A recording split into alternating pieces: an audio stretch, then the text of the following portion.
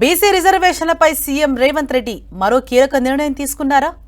తమ టార్గెట్ కోసం ప్రత్యర్థి పార్టీలను కూడా ఆశ్రయించబోతున్నారా? రండి కలిసి నడుద్దాం అని పిలవబోతున్నారా? బీసీ రిజర్వేషన్ల అమలుపై సీఎం రేవంత్ రూట్ మ్యాప్ ఎలా ఉండబోతోంది? నెక్స్ట్ ఏం చేయబోతున్నారు? స్టేట్ సెంట్రల్లో అమలు చేయబోయే ప్లాన్ ఏంటి? బీసీ రిజర్వేషన్లపై సీఎం రేవంత్ రెడ్డి మరింత స్పీడ్ పెంచారు. 42% బీసీ రిజర్వేషన్ల అమలును పూర్తిగా తన క్రెడిట్ గా మార్చుకునేలా యాక్షన్ ప్లాన్ సిద్ధం చేశారు. ఇందుకోసం ఓ కీలక నిర్ణయం తీసుకున్నారు.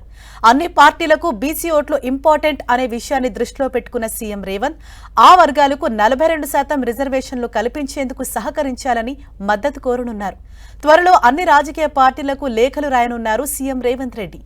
బీఆర్ఎస్, బీజేపీ, వామపక్షాలతో పాటు మేధావులు, ప్రజా సంఘాలకు సీఎం రేవంత్ లేఖలు రాయనున్నారు. రాష్ట్రంలో బీసీలకు 42% రిజర్వేషన్లు అమలు చేసేందుకు సహకరించాలని సీఎం కోరనున్నారు. ఓవైపు రాష్ట్రంలో తమ రూట్ మ్యాప్ ను ప్లాన్ చేసుకుంటూనే సెంట్రల్లోనూ యాక్షన్ స్టార్ట్ చేయబోతున్నారు రేవంత్ రెడ్డి.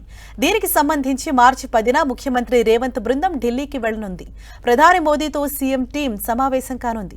బీసీ రిజర్వేషన్ల అంశాన్ని ప్రధాని దృష్టికి తీసుకెళ్లనుంది. అదేవిధంగా జాతీయ పార్టీల మద్దతు కోరనున్నారు సీఎం రేవంత్ రెడ్డి. వివిధ పార్టీల నాయకులను కలిసి మద్దతు కోరనున్నారు.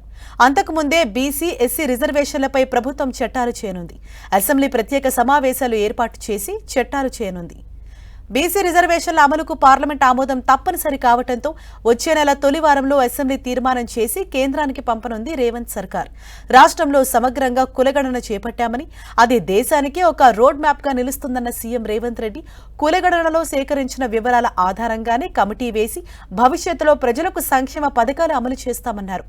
ఇక పార్లమెంట్లో బీసీ రిజర్వేషన్లకు చట్టబద్ధత కల్పించే బాధ్యతను తెలంగాణ నుంచి ప్రాతినిధ్యం వహిస్తున్న కేంద్ర మంత్రులు కిషన్ రెడ్డి, బండి సంజయ్ బాధ్యత తీసుకోవాలని రేవంత్ సవాల్ చేశారు.